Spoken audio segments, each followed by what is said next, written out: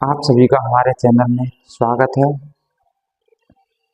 जय श्री गणेश का नाम लेकर हम आज का वीडियो स्टार्ट करते हैं। पिछले वीडियो में आपने पढ़ा विमाओं के उपयोग।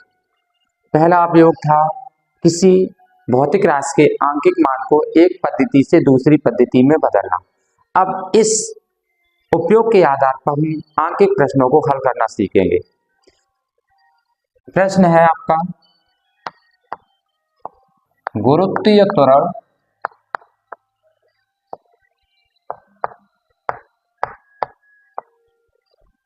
G बराबर 9.8 मीटर प्रति सेकंड स्क्वायर में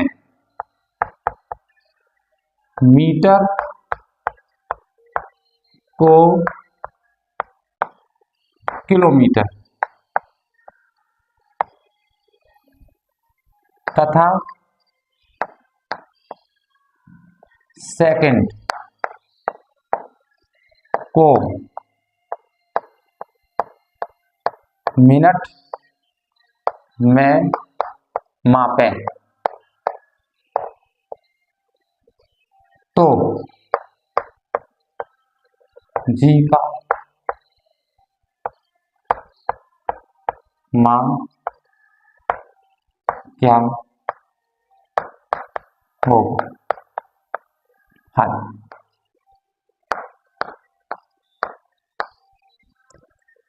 इसके लिए हमें सबसे पहले पता होना चाहिए गुरुत्वीय त्वरण जी की विमा। तो गुरुत्वीय त्वरण जी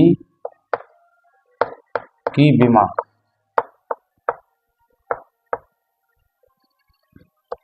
LT-2 है। हम जानते हैं यदि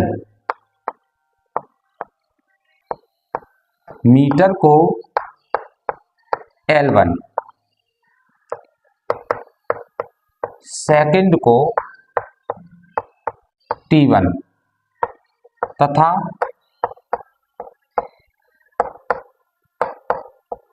किलोमीटर को L2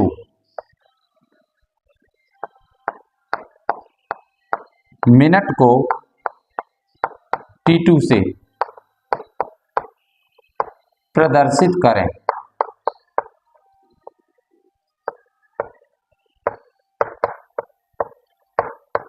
तो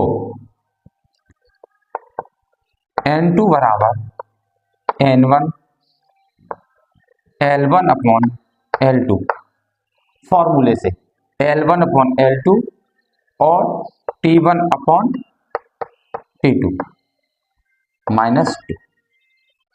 अब यहाँ N1 का मान दे रखा है 9.8, तो इसका हम मान लगा देंगे 9.8।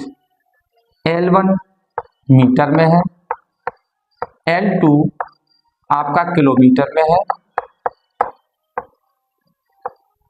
T1 सेकंड में है, T2 मिनट में है। इनके हम मान रख देंगे 9.8। 1 किलोमीटर में 1000 मीटर होते हैं, 1 मिनट में 60 सेकंड होती है। तो 9.8 इंटू ये 1 इंटू 1.60 पर पावर -2 है, अतः से हम पावर को प्लस में ले जाएंगे, 60 ऊपर पहुंच जाएंगे, 1 नीचे आ जाएगा। तो 60 इंटू 60 अपॉन ये 1000 इंटू 1, ये दो जीरो से या फिर जीरो करेंगे। अब 9.8 इंटू 6 का मल्टीपल करेंगे तो आएगा 352.8 अपॉन 10 से डिवाइड करेंगे तो आएगा 35.28। इसको हम मानक रूप में लिखेंगे तो आएगा 335.3 किलोमीटर प्रति मिनट स्क्वायर।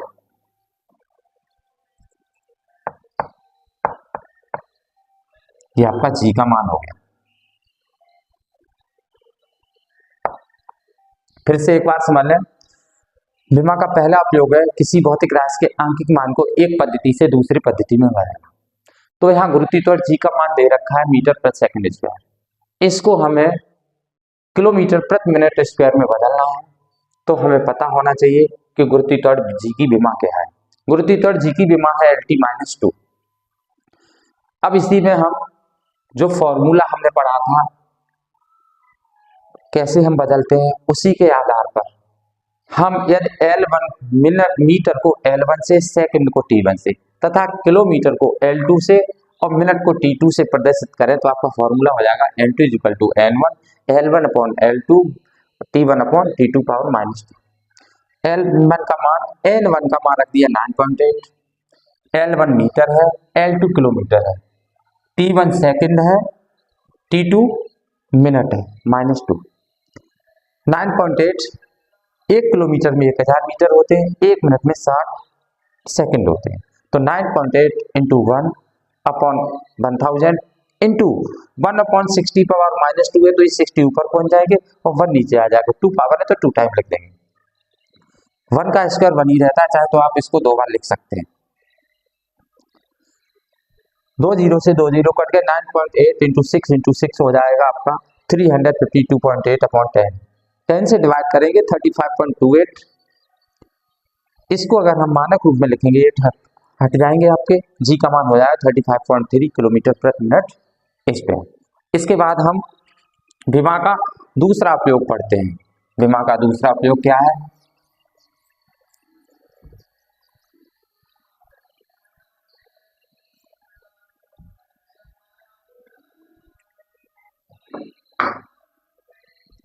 उपयोग नंबर 2,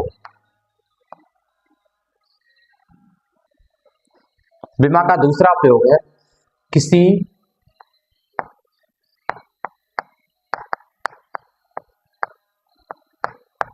भौतिक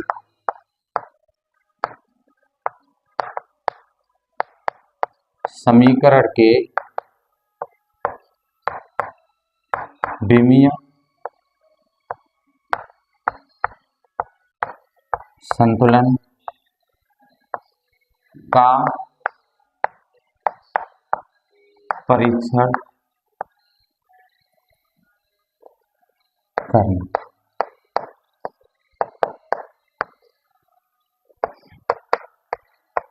भौतिकी में आने वाले किसी भी समीकरण का विमीय संतुलन होना चाहिए, अर्थात किसी भी दिए गए समीकरण की दाएं पक्ष और बाएं पक्ष की विमाएं बराबर होनी चाहिए। यदि दाएं पक्ष और बाएं पक्ष की विमाएं बराबर हैं तो इस आधार पर हम किसी भी भौतिकी में आने वाले समीकरण के सत्यता की जांच कर सकते हैं। अगर हम में कोई समीकरण दिया गया है और हमें ये पता लगाना है कि समीकरण सही है या गलत है, सत्य है या सत्य है, तो हम दिए गए समीकरण की दाएं पक्ष की विमाएं निकालेंगे, बाएं पक्ष की विमाएं निकालेंगे। अगर दोनों तरफ की विमाएं सेम है, समान है, तो दिया गया समीकरण सत्य है अन्यथा असत्य है। तो इसकी सहायता से हम किसी भी दिए गए समीकरण की सत्यता का परीक्षण कर सकते हैं। तो इस आधार पर हम लिख सकते हैं भौतिकी में आने वाले प्रत्येक समीकरण का विमीय संतुलन होना चाहिए, अर्थात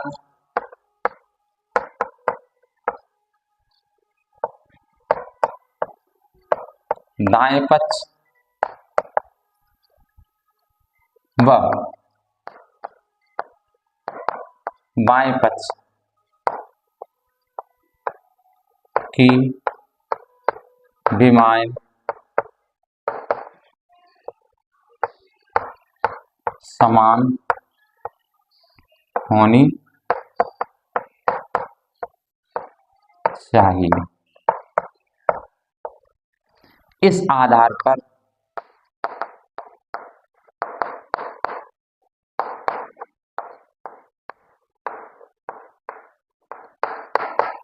भौतिकी में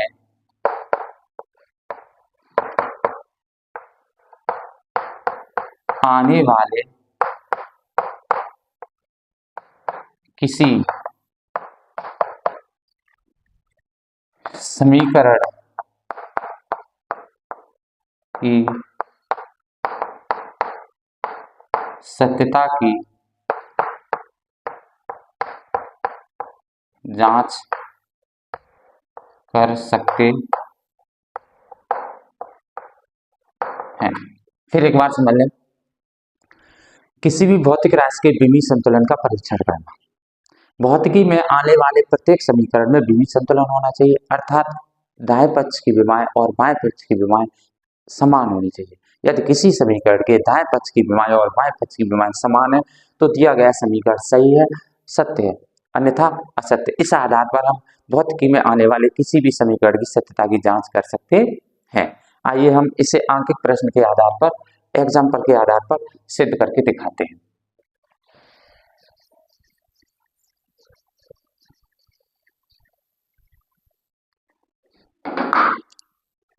एग्जाम्पल है v बराबर अंडर रूट 2gh की सत्यता की जांच कीजिए। आपके सामने दिखा है, प्रश्न लिखा है v बराबर अंडर रूट 2gh, b बराबर अंडर रूट 2gh, समीकरण की सत्यता की जांच कीजिए। तो इसके लिए हम क्या करते हैं, दिए गए समीकरण के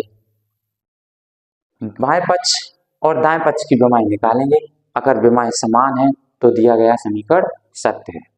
तो इसके लिए v बराबर अंडर रूट 2gh में LHS v की विमा, हम जानते हैं v वेलोसिटी है, वेग है, तो इसकी विमा LT-1 होगी। RHS अंडर रूट 2gh में दो विमाहीन राशि है, g गुरुत्वीय